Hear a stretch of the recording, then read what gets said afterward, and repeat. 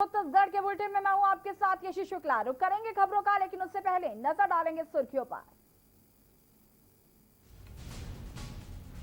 छत्तीसगढ़ सरकार का दावा, महिलाओं से जुड़े अपराध पिछले साल के मुकाबले कम हुए। मुख्यमंत्री ने कहा लापरवाह पुलिस वाले बर्दाश्त नहीं किए जाएंगे। भाजपा नेताओं की गिरफ्तारी का विरोध, दुर्ग सांसद विजय बघेल का अनशन जारी, कहा केस वापस होने तक नहीं उठेंगे। बिलासपुर में किराना की दुकान गई मासूम लापता, 2 दिनों के बाद भी नहीं लग सका पता। सरकंडा थाना क्षेत्र के लिंगिया झील का मामला। जांजगीर में पुलिस ने मवेशी तस्करों को किया गिरफ्तार। पश्चिम बंगाल निवासी ट्रक चालक को पकड़ा, कंटेनर में बंद 40 मवेशी किए गए बरामद। कबीरधाम में कवर्धा से पंडरिया मार्ग में चलना दूभर, जनता कांग्रेस के कार्यकर्ता ने की मांग, कलेक्टर से सड़क ठीक कराने की मांग। कोरोना ने बदला सब कुछ, कुम्हारों पर मंडरा रहे विपत्तियों के बादल। सरकार से कुछ सहारे की आस, दीपावली का कुम्हारों को इंतजार। आप देख रहे हैं के न्यूज, खबरों का सारथी। और बढ़ेंगे खबरों में। बालोद जिले के कोविड-19 आइसोलेशन केंद्र पाकुर भाट से कुछ मरीजों के वीडियो सामने आए। उनके द्वारा आइसोलेशन केंद्र में मस्ती भरे अंदाज में खुद को स्वस्थ रखने की कोशिश की जा रही है। मरीजों द्वारा फिल्मी गानों में महिलाओं को डांस करते देखा जा रहा है। इसके साथ ही पारंपरिक पंथी नृत्य पर भी महिला व पुरुष एक साथ नृत्य करते दिखाई दिए जा रहे हैं। इसके साथ ही कुर्सी दौड़ के माध्यम से भी वे खुद को स्वस्थ रखने की कोशिश कर रहे हैं। दरअसल कोविड-19 के मरीज वहां बैठे बैठे बोर होते थे, इससे उन्होंने खुद को स्वस्थ रखने का रास्ता खोज लिया है। अब मस्ती मस्ती में ही कोविड-19 से ये मरीज लड़ाई लड़ रहे हैं।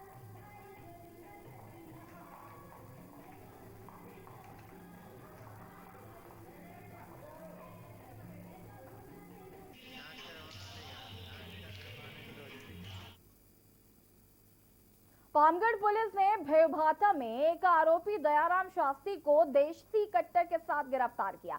डायल 112 को मेवभाटा के रहने वाले दंपति ने सूचना दी कि एक आदमी शराब के नशे में धुत है और गाली गलौज कर रहा है। उसे मना करने पर भी अपने पास रखे देसी कट्टा निकालकर जान से मारने की धमकी दे रहा है। मामले की सूचना पर डायल 112 और पामगढ़ पुलिस मौके में पहुंची है। भारी मशक्कत के बाद आरोपी दयाराम शास्त्री को हिरासत में लिया गया, जिससे आरोपी दयाराम शास्त्री के सिर में गंभीर चोटें आई हैं और पुलिस ने उसे पहले जिला अस्पताल रेफर किया। जिला अस्पताल के डॉक्टर ने उसकी हालत को देखते हुए बिलासपुर रेफर कर दिया।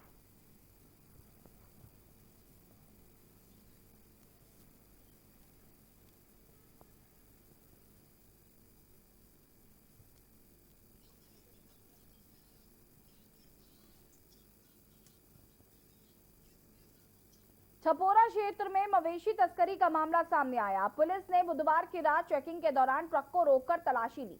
तलाशी के दौरान कंटेनर के अंदर 40 मवेशी बरामद हुए, जिस पर पुलिस ने ट्रक चालक समी अहमद से पूछताछ की, जिसमें समी अहमद ने अपने आप को पश्चिम बंगाल का रहने वाला बताया। मालखरौदा क्षेत्र से मवेशियों को भरकर पश्चिम बंगाल ले जाने की बात स्वीकार की है।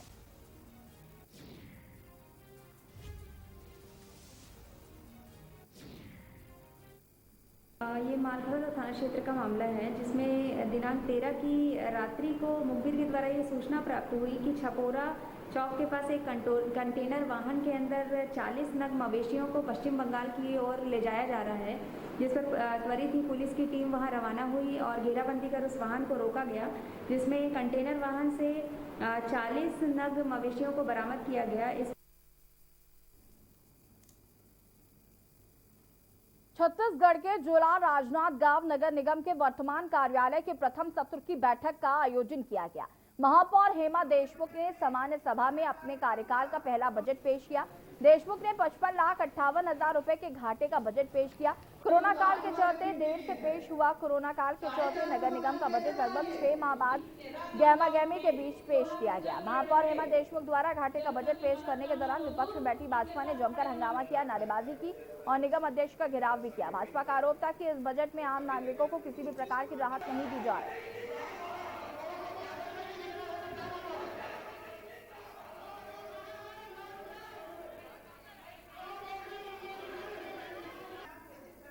कोरोना काल के कारण बजट में देर हुई, उसकी पुष्टि करने में देर हुई, लेकिन आज 15 तारीख को पुष्टि के लिए बजट रखा गया, जब शासन की गाइडलाइन आई। उस गाइडलाइन के तहत आज बजट में हमने शहर विकास के जो जमीनी स्तर पर आवश्यकता है उसको ध्यान में रखकर बजट लाया।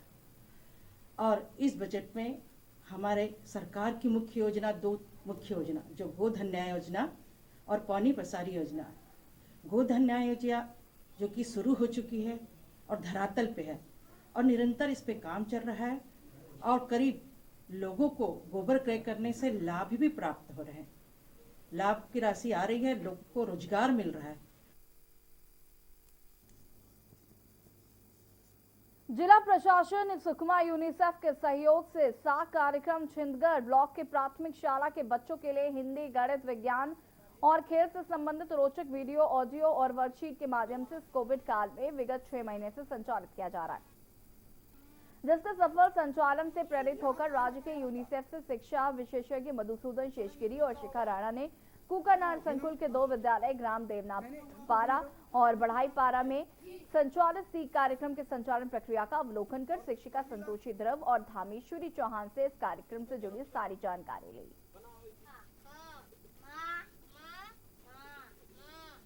इस कोविड-19 की वजह से हमारी संस्थाएं बंद हैं।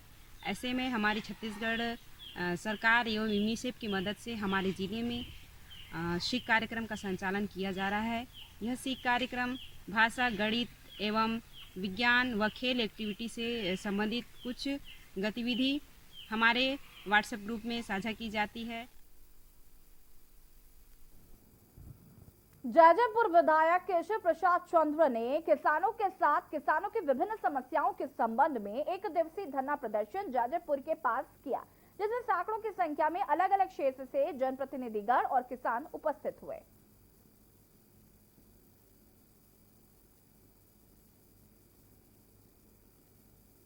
छत्तीसगढ़ शासन के नाम से ज्ञापन सौंपा गया है, जिसमें उन्होंने वर्तमान में इस क्षेत्र के किसानों की समस्याओं को अवगत कराया है। इसमें मुख्य समस्या है कि इसमें जो मुसलाधार बारिश हुई थी उसमें मकान एवं फसल क्षति हुए थे, उनका मुआवजा यदि किसानों को नहीं मिला है तो वो तत्काल दिलाया जाए करके हैं।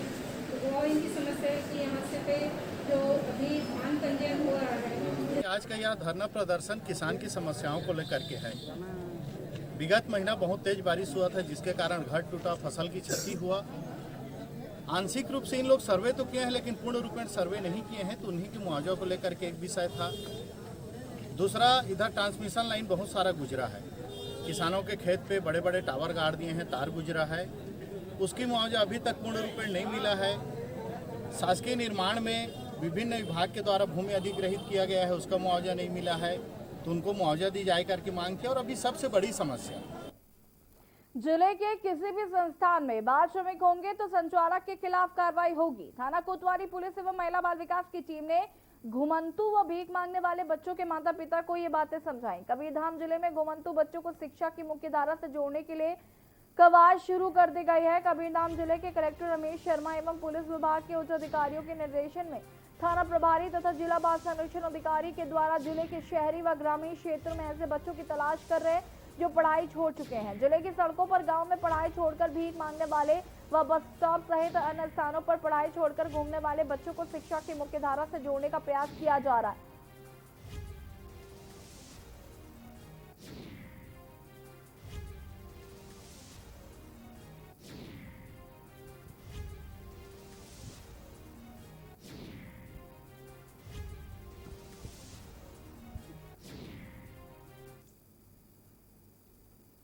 मरवाही उपचुनाव जैसे जैसे नजदीक आते जा रहे हैं, वैसे वैसे राजनीतिक दल अपने युवा नेतृत्वकर्ता को जिम्मेदारी सौंप रहे हैं। दरअसल मरवाही विधानसभा सीट पर उपचुनाव 3 नवंबर को होगा, जबकि नतीजा 10 नवंबर को आएगा। कोरोना संक्रमण के बीच छत्तीसगढ़ में ये पहला चुनाव होगा जहां अजीत जोगी पूर्व सीएम के निधन के बाद यहां की सीट खाली हुई है, जहां कब्जा जमाने कांग्रेस ने भी अपनी पूरी ताकत झोंक दी है। भारतीय युवा कांग्रेस के राष्ट्रीय महासचिव व सह प्रभारी छत्तीसगढ़ प्रदेश युवा कांग्रेस अध्यक्ष ने प्रदेश युवा कांग्रेस के सचिव लक्ष्मीनाथ साहू को तत्काल प्रभाव से नवगठित गौरेला पेंड्रा मरवाही जिले का प्रभारी बनाया गया है।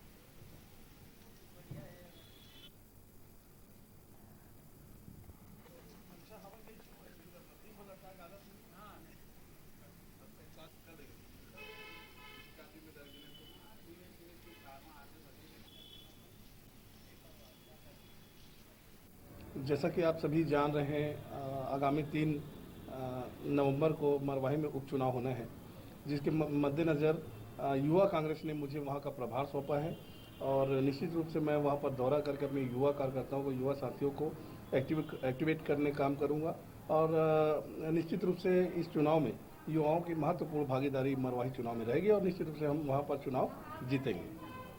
कांग्रेस की स्थिति किस तरह? देखिए, जो लगभग 2 साल का कार्यकाल हमारे मुख्यमंत्री आदरणीय भूपेश बघेल जी का है। राज्य में हो रहे नशे के व्यापार के विरुद्ध अभियान विभिन्न स्तर पर चलाया जा रहा है और इस दौरान बिलासपुर पुलिस को बड़ी कामयाबी हासिल हुई, जिसमें मुख्य आरोपी सहित 5 लोगों के पास से 6000 नकदी बरामद की गई और इलेक्ट्रॉनिक तराजू के साथ 1 लाख रुपए से अधिक अफीम बरामद की गई है। ज्ञात हो कि बिलासपुर पुलिस लगातार नशा मुक्ति को लेकर अभियान चला रही है, जिसमें बिलासपुर रेंज के आईजी दीपांशु काबरा व पुलिस अधीक्षक प्रशांत अग्रवाल के निर्देशन पर विगत कुछ दिनों से लगातार नशा संबंधित व्यापारियों पर अंकुश लगाने का प्रयास किया जा रहा है।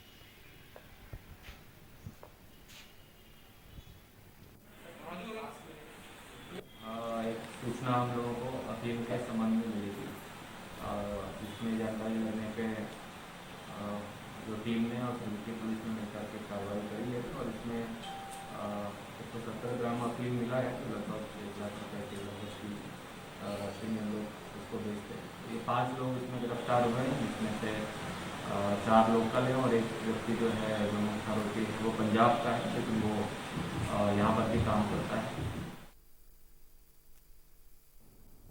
ऋचा जोगी के ज्योति प्रमाण पत्र को जिला ज्योति सत्यापन समिति ने निलंबित कर दिया है। ऋचा जोगी के भाई ऋषभ साधु के द्वारा जिला ज्योति सत्यापन समिति को पेश किए गए दस्तावेजों को समिति के द्वारा समीक्षा की गई और समिति के द्वारा निर्णय लेते हुए ज्योति प्रमाण पत्र को निलंबन कर दिया गया और उच्च स्तरीय छानबीन ज्योति सत्यापन समिति को जांच के लिए प्रेषित किया गया। वहीं जिला ज्योति सत्यापन समिति के अध्यक्ष राजेश नशीने ने मीडिया से बात करते हुए बताया कि ऋचा जोगी के ज्योति सत्यापन समिति ने मैराथन बैठक के बाद ये निर्णय लिया है, ज्योति प्रमाण पत्र को निलंबित कर दिया जाए। जोगी के जाति प्रमाण पत्र की छानबीन के लिए जो सत्यापन समिति बैठी थी, उसमें विगत मतलब 2 दिन से काफ़ी मतलब विश्लेषणात्मक और समीक्षात्मक समीक्षा की गई। सभी प्रस्तुत दस्तावेजों की जांच के आधार पे जाति प्रमाण पत्र को संदेह से परे साबित नहीं होने से उसको जो है अभी निलंबित किया गया है। सूत्रों से मिली जानकारी के अनुसार छत्तीसगढ़ के बॉर्डर जिला कोरिया घोटरी टोला चौक आरटीओ चेक पोस्ट में एक दूसरे राज्य से आने वाले ट्रकों से और 4 पहिया वाहन से चालकों से 1100 से लेकर 2000 रुपए तक की अवैध वसूली का मामला प्रकाश में आया है। वहीं दूसरी ओर से ट्रक चालकों से उठक बैठक लगाते हैं और साथ ही गाली गलौज की शिकायत मिल रही थी, जिसमें मानव अधिकार संगठन के जिलाध्यक्ष भूपेंद्र केवट व संगठन के पदाधिकारियों को सूत्रों से जानकारी मिलते ही तत्काल घोटरी टोला चेक पोस्ट पर निरीक्षण करने पहुंचे। निरीक्षण के दौरान उन्हें पता चला कि कोई भी वाहन की रसीद नहीं काटी जाती और अवैध वसूली कर शासन को लाखों रुपए का फटका लगाया जा रहा है।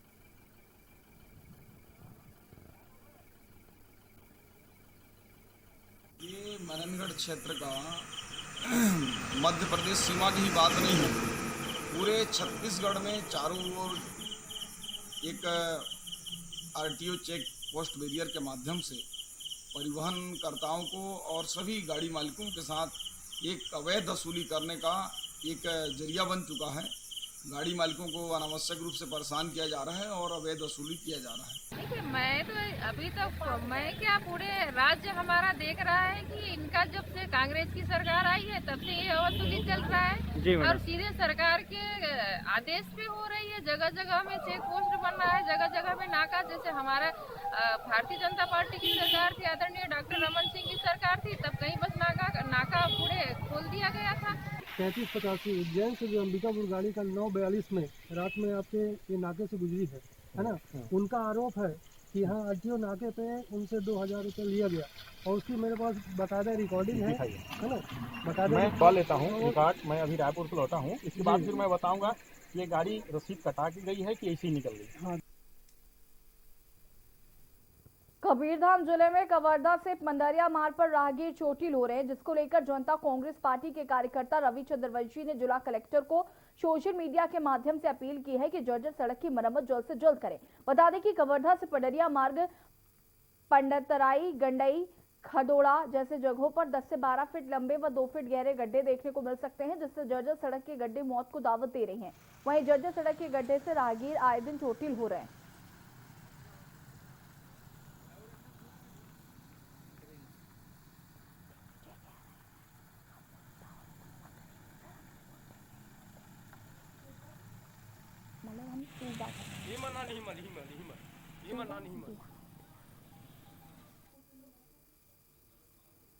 जांजगीर चांपा में 1 साल पहले 2 किशोरियों के अपहरण के मामले में बलौदा पुलिस ने सफलता हासिल की और मामले के एक फरार आरोपी को रायपुर से गिरफ्तार कर लिया।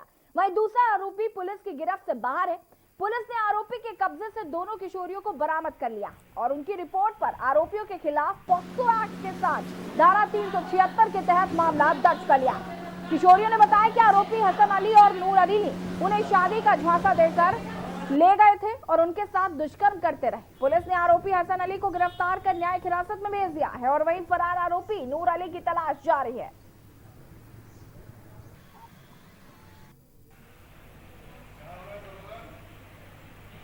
ये बलौदा थाना क्षेत्र का ये 2019 का मामला है। दिनांक 17/5/2019 को प्रार्थी के द्वारा थाने में ये रिपोर्ट दर्ज कराई गई थी कि उनकी 2 नाबालिग लड़कियों का किसी अज्ञात व्यक्ति के द्वारा अपहरण कर लिया गया है। इसमें धारा 363 के तहत अपराध कायम करते ही पुलिस के द्वारा दोनों ही बालिकाओं की तलाश की जा रही थी, जिसमें बालिकाओं को बरामद करने में सफलता हासिल हुई। बालिकाओं के द्वारा बताया गया कि नूर अली और हसन अली नामक व्यक्तियों ने उनका अपहरण किया था और उन्हें शादी का प्रलोभन देकर जबरदस्ती उनके साथ शारीरिक संबंध बनाया।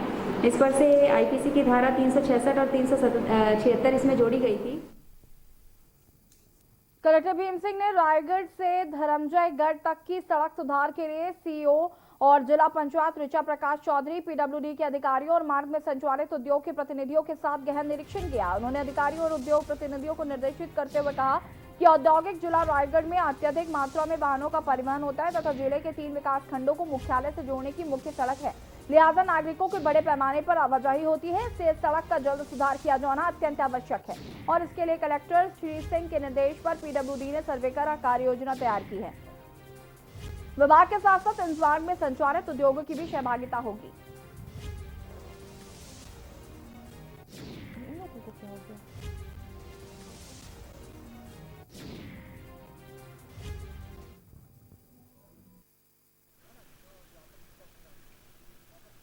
आज जो है रायगढ़ से धर्मजयगढ़ रोड का निरीक्षण किया गया और पूरे जो रास्ते में जितने भी फैक्ट्रीज़ हैं, जितने भी इंडस्ट्रीज़ हैं, उन सब के साथ निरीक्षण किया गया। जहाँ जहाँ पर रोड ख़राब है उस रोड को इंडस्ट्रीज़ की सहायता से बनाया जाएगा। साथ में पीडब्ल्यूडी भी कुछ रोड अपनी तरफ से बनाएगा। सभी जगह पे नाला जहाँ पर ज़रूरत है नाला भी बनाया जाएगा तब पानी आर पार हो सके। और गोड़गोड़ा के बाद जामपाली होते हुए जो धर्मजयगढ़ आते हैं वहाँ का पूरा जो रोड बहुत ही ज़्यादा ख़राब है, उसके लिए SCCL को बताया गया है। रायगढ़ में छत्तीसगढ़ प्रदेश कांग्रेस कमेटी अल्पसंख्यक विभाग जिला कमेटी द्वारा कलेक्ट्रेट पहुंचकर कलेक्टर को ज्ञापन सौंपा गया। अल्पसंख्यक वर्ग के छात्र छात्राओं को पोर्टल के माध्यम से छात्रवृत्ति ऑनलाइन फॉर्म भरवाने के लिए मांग की गई। कोविड-19 व लॉकडाउन की वजह से इस वर्ष स्कूल एवं कॉलेजों में अल्पसंख्यक वर्ग के विद्यार्थियों को ऑनलाइन छात्रवृत्ति फॉर्म भरने में भारी दिक्कतों का सामना करना पड़ रहा।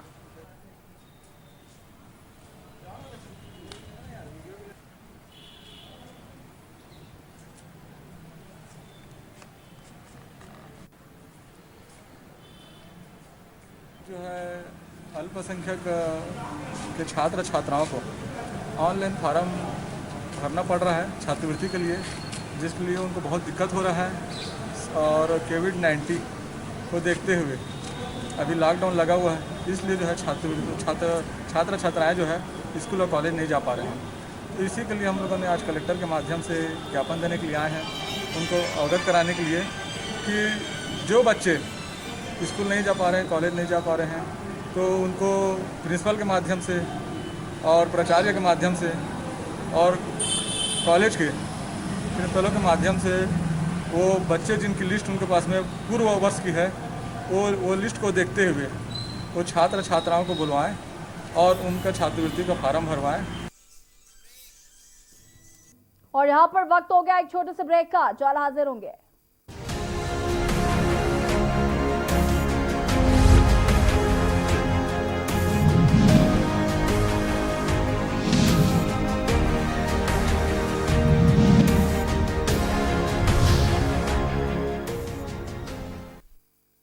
गाइडलाइन का पूरी तरीके से पालन होगा अनिवार्य है। दरअसल किसान हार्वेस्टर मशीन से कटाई करवाते हैं। फसल कटवाने के पश्चात पराली छोड़ दी जाती है, जिसे किसान खेत में ही जला दिया करते हैं। ऐसे में वायु प्रदूषण का खतरा बेहद बढ़ जाता है। हाल ही में ऐसी घटनाओं ने पूरे देश में प्रदूषण का स्तर को इतना बढ़ा दिया था कि मानव जीवन को इसका कष्ट सहना पड़ा था।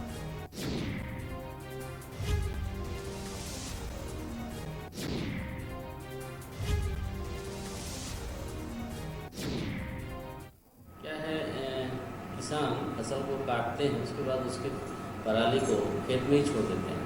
मैक्सिमम उसमें हो रहा है कि जो कंबाइंड हार्वेस्टर है, जिससे मशीन से काटते हैं और खेत में ही उस पैरा को छोड़ देते हैं।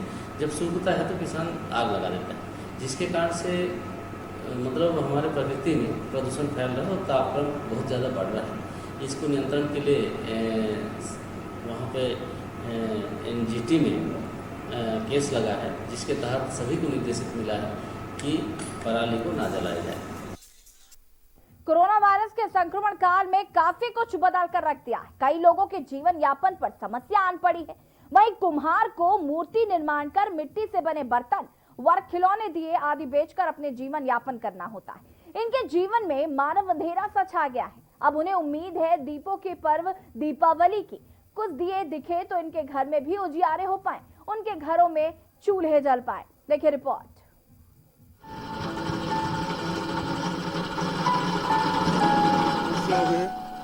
काहे दुर्गा भी बनाते रहे, दुर्गा भी कैंसिल हो गए। ऐसे बहुत समस्या होते सर कोरोना की स्थिति। जैसे कोरोना लगे है ना, तो हमारा जैसे मूर्ति ऑर्डर आ रही से, तो मूर्ति ऑर्डर कैंसिल हो गए भाई। मायूसी के आंसू बहा रहे कुम्हारों की सुधले ने जब हम बलौद जिले के ग्राम पंचायत बरही पहुँचे, जहाँ पर कुम्हार जाति के लोग बहुयात संख्या में निवास करते हैं। जब उनके गांव पहुँचे तो उनके दुख दर्द देखते ही आंखों से आंसू छलक रहे थे। दरअसल इस गांव के कुम्हार जाति के लोग मूर्ति बनाकर बेचते हैं और मिट्टी से बने बर्तन, दिए आदि भेजते हैं, तब इनका जीवन यापन हो पाता है। कुम्हारों के इस गांव में जहां हमेशा रौनक रहती थी, वहीं कहीं ना कहीं मायूसी नजर आ रही थी। इस गांव में हर दूसरे घर मूर्ति निर्माण करने वाले लोग अपना अपना काम बखूबी तो कर रहे हैं, पर इस कोरोना काल ने उनके जीवन पर मानव संकट ला दिया हो। कुछ लोगों ने बताया कि सारे त्योहार पर कोरोना वायरस का साया रहा। जहां हम सब मूर्तियां बेचते थे, वहां 4-5 गणेश की मूर्तियां ही बिकी। हमने लगातार माँ दुर्गा की मूर्तियां भी बनाई थी, जिनके ऑर्डर भी कैंसिल हो चुके हैं। अब समझ नहीं आ रहा कि लागत भी कहां से निकाले। कुम्हारों के मन में मायूसी स्पष्ट देखी जा सकती है। ऐसा पहली बार हुआ है जब हमने इस तरह के बुरे दिन देखे हैं। कोरोना लगे है ना, तो हमारा जैसे मूर्ति ऑर्डर आ रही से, तो मूर्ति ऑर्डर कैंसिल हो गए भाई। हमारा अभी जैसे गणेश बना रहे हैं, गणेश भी 10-12 टन बिकबे नहीं करे है। और जैसे अभी 1 टन यह भर बना हो सीमेंट के, वही भर है। ये साल तो भैया पूरा गणेश तो बिकबे नहीं करी से, लगभग कम से कम तो हम 1 लाख के बना रहे हैं। साल तो 1 लाख नहीं 10,000 नहीं बेचे। बहुत समस्या हो गए है। काहे दुर्गा भी बना रहे हैं, दुर्गा भी कैंसिल हो गए। तो ऐसे बहुत समस्या होते सर कोरोना की स्थिति। आने वाले दिवाली में भी समय हमारा आवश्यक जनक पड़ा था। उम्मीद लेके चला तो यही उम्मीद लेके चला था हमन की कोरोना काल जल्दी से भग जाए और आने वाला समय में हमार कार्यकाल थोड़ा बहुत साग नून के हम चलत रही से 2-4 पैसा खाना पीना हो जाए तो कर हिसाब से चलत रही, तो वो तो अब नहीं हो पाता। ग्राम बरही में सबसे ज्यादा कुम्हार जाति के लोग ही निवास करते हैं। इस गांव में मायूसी बता रही है कि किस तरह से कोरोना वायरस के संक्रमण काल ने इनको कुम्हारों के जीवन पर गहरा असर डाला है। बहरहाल कुम्हारों के जीवन में कोई खुशी तो नजर नहीं आ रही, पर इन कुम्हारों को दीपों के पर्व दीपावली से थोड़े व्यापार की उम्मीद है। इसी की तैयारी में लगे हुए हैं। घर घर मिट्टी के दिए बनाए जा रहे हैं। दीपों के पर्व में दिए यदि अच्छे बिक जाते हैं तो उनके जीवन यापन का एक सहारा सुदृढ़ हो जाएगा और उनके घरों में भी दीपावली की रौनक आएगी। हर घर के बाहर ग्राहकों की राह तकते कुम्हार बैठे रहते हैं, पर जब कोरोना वायरस के संक्रमण काल में पंडालों वाले आयोजन नहीं हो रहे हैं तो फिर मूर्तियों को खरीदेगा कौन? बालोद से के न्यूज के लिए शिव जायसवाल की रिपोर्ट।